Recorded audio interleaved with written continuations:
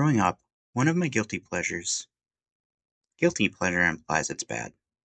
One of my pleasures growing up was watching Godzilla. On New Year's Eve and day before the Sci Fi Channel started doing 24-hour Twilight Zone marathons, they used to do Godzilla movie marathons.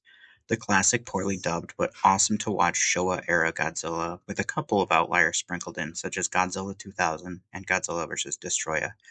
No, they never showed the American 1998 Godzilla, thankfully. This brings us to the diamond in the rough, and one of the movies I think that gets really overlooked, especially with the success of Godzilla Minus One, Shin Godzilla. Now, the criticisms for this movie that I've heard are as follows: 1. Not enough Godzilla and his design. 2. It's too slow. 3. Too much talking. You can see I have a certain type of movie I enjoy, contrary to some people if you've seen the pattern of movies I review and watch for the channel. To speak to each of these points: 1. Not enough Godzilla and his design. I get it, there's never enough Godzilla, but in this movie his scenes are used to such great effect.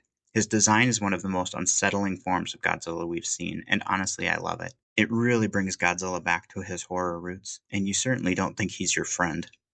The other thing that's interesting about him is that he isn't good or bad, he's just a force of nature in this movie. He's existing in pain, and the music really highlights that. In particular, the piece they use during his atomic breath scene is supposed to be an internal dialogue for Godzilla. It's one of the many layers this movie has in it. 2 and 3. Too slow and too much talking. Yes, I can understand this. A lot of talking, people running around making plans, etc., etc. One of the brilliant things about this movie, though, compared to other movies, is you get more of an idea of what it takes for Japan to do something, even about an internal threat. You really get into the politics and the policies Japan had to deal with. This isn't like an American movie or even old Japanese Godzilla movies where you see unilateral decisions being made and executed. By the end of this movie, the US is determined to drop a nuke on Godzilla because it has truly become an international threat, which gives a glimpse of the Japanese resolve and nationalistic pride to take care of their own country. Never mind the fact that they would have been nuked for the third time in their country's history.